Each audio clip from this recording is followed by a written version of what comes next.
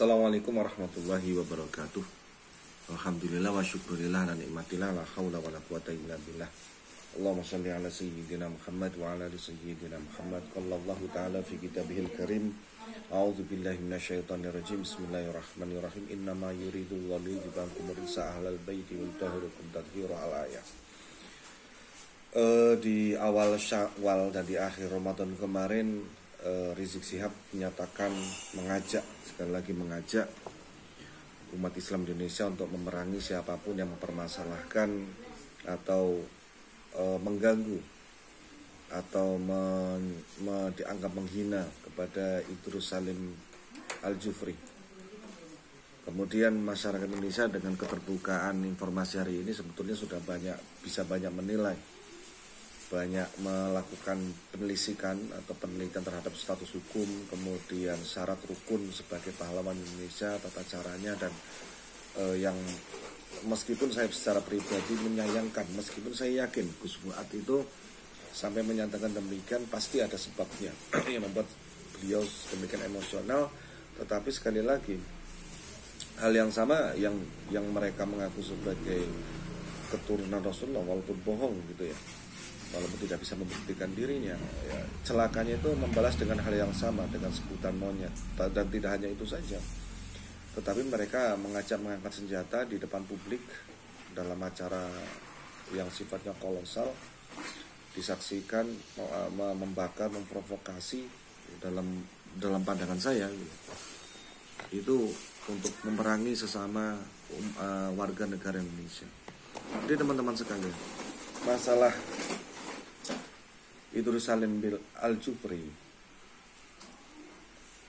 itu memang dia termasuk warga keturunan Yaman yang masuk karena gelombang kolonialisasi, masuk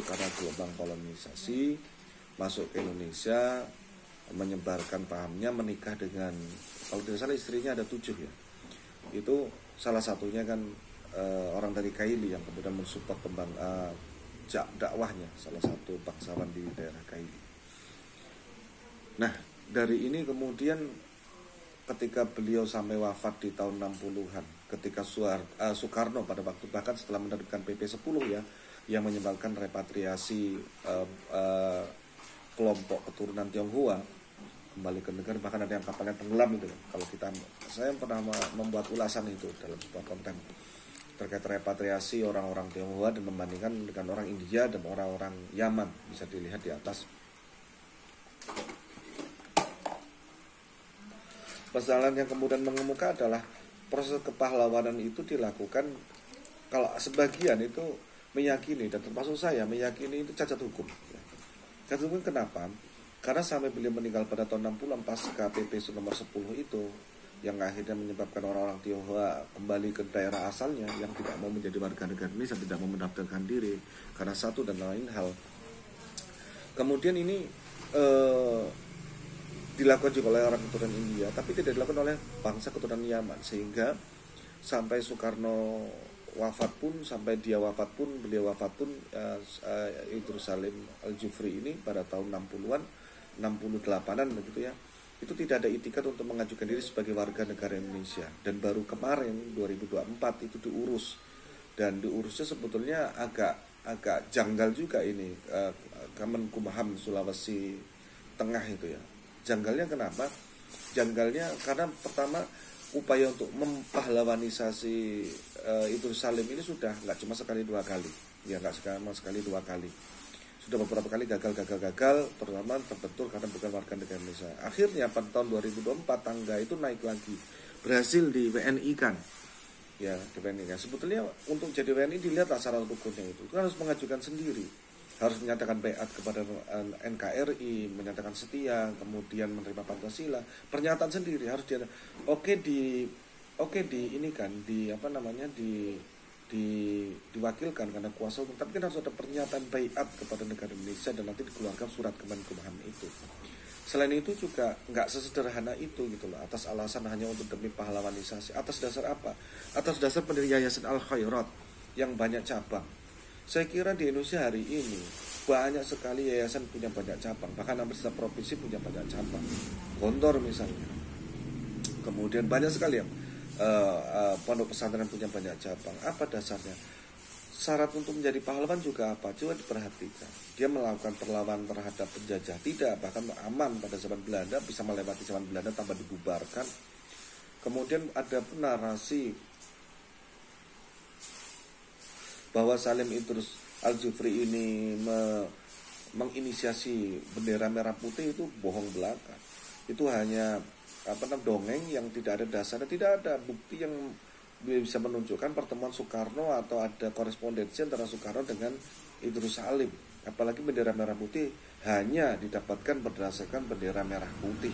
Berdasarkan mimpi. Biasa gitu, mimpi makam wali, mimpi ini itu, mimpi gitu. Ngeri ini. Warna bendera kita berdasarkan mimpi itu aneh sekali tanpa analisa itu, dan itu jelas menyalahi keberadaan BPU PKI ketika sidang pembentukan negara kita. Ini sangat menurut saya meruntuhkan akal sehat dan nalar sehat ya. Permasalahan Idrus Salim Al-Jufri selama puluhan tahun sampai hari memberikan jasa kepada masyarakat dengan mengajarkan agama itu tidak bisa dibantah. Tetapi untuk tahapan sebagai pahlawan nanti dulu. Bahkan sebagai WNI juga baru tahapan itu saya kira masih perlu di judicial review, perlu ditinjau lagi status hukumnya, kewarganegaraannya. Dan permasalahannya itu harus ajuan, dan negara hari ini kan sudah memudahkan untuk itu gitu loh. Memudahkan untuk mendaftar menjadi WNI. Situsnya online, bisa daftar. Dan ini menunjukkan setokoh Idrus Salim Al-Jufri saja baru daftar kemarin, itu aja didaftarkan gitu ya. Bisa patut diduga orang-orang keturunan Yaman, Hadromi hari ini itu memang bukan WNI. Artinya hak mereka untuk mendirikan yayasan, hak mereka untuk mendirikan partai politik, ormas dan sebagainya, ini tidak bisa. Rizik Syihab, Bahar Smith, jangan-jangan mereka bukan orang WNI. Kalau memang iya, mana bukti ikrarnya? Kalau memang mereka naturalisasi atau seperti Idrus Salim itu yang katanya dianumertakan karena sekali jasa mendirikan pesantren dengan banyak cabang. Hari ini bukan hal yang istimewa gitu kalau cuma sekedar itu. Dan juga aneh kalau itu dilakukan, banyak kiai yang jadi pahlawan, merepotkan negara karena memang ada anggarannya. Meskipun saya yakin masalah ini bukan masalah anggaran, tapi masalah itu tadi, ada satu yang bisa menjadi pahlawan nanti akan menjadi efek domino kepada yang lainnya. Dan menurut saya apa yang dilakukan oleh Gus Fuad, apa yang dilakukan yang lainnya, ini memang menyentuh jantung selama ini saya yakin menjadi pijaan orang-orang muhibbin itu atau mukibin itu atau orang-orang Ba'alawi itu untuk menanamkan hegemoninya di Indonesia. Dan ini bukan sederhana loh ya, bahkan sampai RA mengeluarkan surat, nggak bisa itu. Kalau laporan memang pencemaran nama baik, penghinaan pencemaran nama baik atau undang-undang UT itu harus dilakukan oleh sang korban, karena korbannya sudah meninggal. Nah itu juga masalah, walaupun saya tidak mendukung ungkapan yang buruk seperti itu ya, mungkin karena kegeraman ya hari ini. Cuman yang saya sayangkan adalah ketika tanggapan seperti itu kok ditanggapi secara dramatis dan memancing bulu aslinya para mukibin dan para Ba'alawi yang lainnya. Masih banyak yang lain dalam analisa dari diskusi masih banyak orang-orang seperti Idrus Salim Al-Jufri di sejumlah negara, di sejumlah daerah di Indonesia yang siap dipatik ya. Saya khawatir nanti tambah drop ya orang-orang Ba'alawi. Jadi setelah FPI beku, hari ini Robiatoh Alawiyah angkat suara ya, suara mengeluarkan edaran ini itu, dan juga mengajak para mutakhorijin dari Al-Khairat untuk melakukan tindakan sunnah. Bahkan saya ya sudah beberapa kali ketika NU sudah kesusupan dan diketahui memang di kawasan basis itu syuriahnya adalah ya juga dari kalangan Ba'alawi. Sudah diharapkan. Jadi inilah kenapa menyayangkan ketika pengurus besar tidak melakukan tindakan ya seperti ini. Tidak berani melakukan tindakan yang tegas sehingga dalam hal apapun lah. Jadi sudah tidak mendengarkan dari akar rumput lagi dan menganggap hal-hal ini sebagai hal yang lucu, bahan guyonan di forum-forum 4 mata, 6 mata, dan jadi tidak dianggap penting. Jadi marwahnya itu sudah, sehingga menyebabkan banyak yang mencari suaka gitu, mencari suaka gerakan-gerakan kepada organisasi yang lain. Dan itu menurut saya memang patut disayangkan, walaupun NU tidak butuh, kita itu tidak butuh, kita yang butuh NU. Tapi ketika NU seperti ini ya gimana gitu. Jadi teman-teman pemirsa sekalian, yang saya amati dari ini, yang saya sayangkan termasuk adalah ketika Rizik Syihab kembali lagi mengajak masyarakat Indonesia untuk saling menyakiti, saling berperang atas nama kepentingan mereka sepihak sendiri. Dan yang saya lebih sayangkan lagi, ini terbuka, dan ini deliknya provokasinya Rizik Syihab yang kemudian disambut serentak oleh seluruh bangsa Indonesia, ditantang oleh itu, ya, angkat senjata berani sekali gitu. Seluruh Indonesia berani sekali melawan orang-orang Balawi ini. Nanti dikeprek ya kan, nanti tinggal nangis gitu loh. Kamu kemanapun sejengkal nggak bisa keluar dari tempatmu tinggal. Jangan sampai juga sakit hatinya kepada Pemda Jabar ya jangan dilampiaskan lah dalam kasus Idrus Salim Al-Jufri ini gitu. Untuk Bahar Smith sama untuk si Rizik Syihab gitu. Jangan sampai menjadi pelampiasan gitu. Itu urusan sendiri, urusan hukum, masalah itu jangan dilampiaskan. Dan menurut saya, jadi teman-teman pemirsa sekalian, apa yang dilakukan oleh Rizik Syihab saya kira ya nggak pada tempatnya, ngajak seperti itu. Dan kalau menguji nyali ya langsung saja gitu, nggak usah ngajak-ngajak orang-orang pribumi. Dan ini juga bagi pemerintah, segera lakukan pendataan massal siapa yang menjadi WNA. Stateless ini loh, orang-orang yang nggak punya warga negara seperti orang-orang Balawi ini, saya kira problem ini ya, problem. Nanti ketika mereka diminta buktinya, karena mereka sudah masuk ke banyak lini loh, banyak lini, militer, sosial, politik, kemudian ormas. Ketika nanti masyarakat, kita kan hidup di negara yang berdaulat tuh, ya. Membiarkan orang asing menumpang begitu, menjadi parasit di negara kita, di tengah-tengah negara yang berdiri dari hasil perjuangan darah dan air mata, harta benda dan sebagainya. Tentu ini bukan suatu yang bisa didiamkan, apalagi pemimpin kita dari kalangan militer yang paham benar makna dari nasionalisme. Saya kira itu ya, saya kira seperti itu. Jadi nggak layak, dan yang nggak layak lagi ya diam, apalagi ikut-ikutan berpihak kepada orang yang baru setahun jadi WNI, dan itu juga dengan jalur yang patut diduga kuat cacat hukum, patut diduga kuat.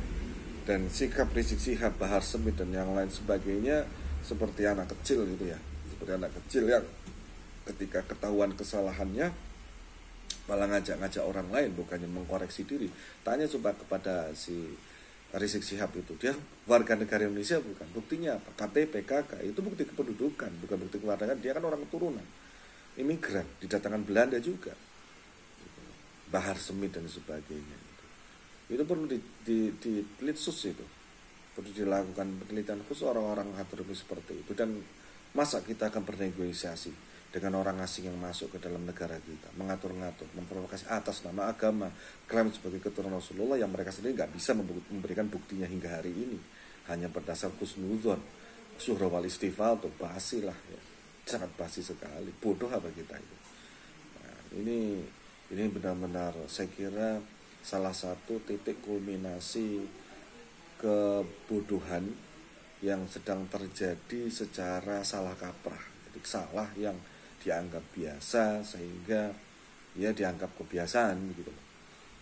Saya dan lihat teman-teman itu sendiri di tayangan-tayangan di hampir beberapa daerah karena saya juga tidak begitu menyimak ya. Di beberapa daerah itu berani sekali angkat senjata ngelawan, jangankan ngelawan FPI, siapapun, everyone yang mengganggu kedaulatan negara Republik Indonesia, mengganggu hukum di Indonesia, kita berani sekali karena kita sadar. Sekali lagi, negara ini bukan didirikan oleh TNI, bukan didirikan oleh Polri, tapi oleh rakyat Indonesia. Aparatur negara itu hanya mandataris. Jadi kedaulatan tertinggi ada di tangan rakyat. Ketika hari ini rakyat gelisah dan mereka tutup mata, tutup telinga, Apa artinya menjadi mandat tertentu? Bagaimana nanti pertanggung jawabnya di hadapan Tuhan? Apa di hadapan sumpah jabatan, di atas segalanya lah. Harusnya mulai berpikir secara waras, secara manusiawi lah, sebagaimana harusnya kita orang Indonesia. Kita bangsa bermartabat loh, satu-satunya negara yang mengusir penjajah dengan perang, gitu loh. Dan jangan remehkan itu, gitu loh. Dan perjuangan belum selesai, saya sepakat itu. Perjuangan belum selesai, kemerdekaan belum selesai. Artinya kemerdekaan secara politik mungkin iya, tapi kemerdekaan secara berbangsa nanti dulu, buktinya seperti ini. Dan di tengah-tengah kasus korupsi yang ada tentunya, di tengah-tengah kasus korupsi yang ada, saya kira ini menjadi hal lainnya yang menjadi beban berat Presiden untuk kita bantu bersama. Dan jangan diam, jangan anggap ini remeh aja, karena Rizik Syihab berulang kali. Jadi sekali lagi kejahatan, kebohongan yang berulang-ulang nanti dianggap ya kebenaran gitu. Dianggap kesejatian. Ya contohnya seperti itu, pengajuan kepahlawanan setelah beberapa kali akhirnya kan tangganya juga sampai kepada tahapan WNI. Dan ini menurut saya secara hukum berbahaya gitu ya. Nah, hari ini itu Salim Al-Jufri, besok bisa Abdullah Barobah mungkin ya, dan sebagainya. Dan ya ini jelas menjadi sebuah refleksi bagi kita semua bangsa Indonesia untuk melakukan sesuatu, walaupun hanya sekedar berkomentar, walaupun sekedar untuk berbagi, walaupun hanya sekedar untuk ya mempelajari dari satu wacana, dari satu makalah kepada makalah yang lain. Kepada sahabat-sahabat sekalian, pada pemirsa sekalian, saya tunggu komentarnya akan seperti apa. Kalau Anda berani, alasannya apa? Kalau Anda takut, segan, alasannya apa?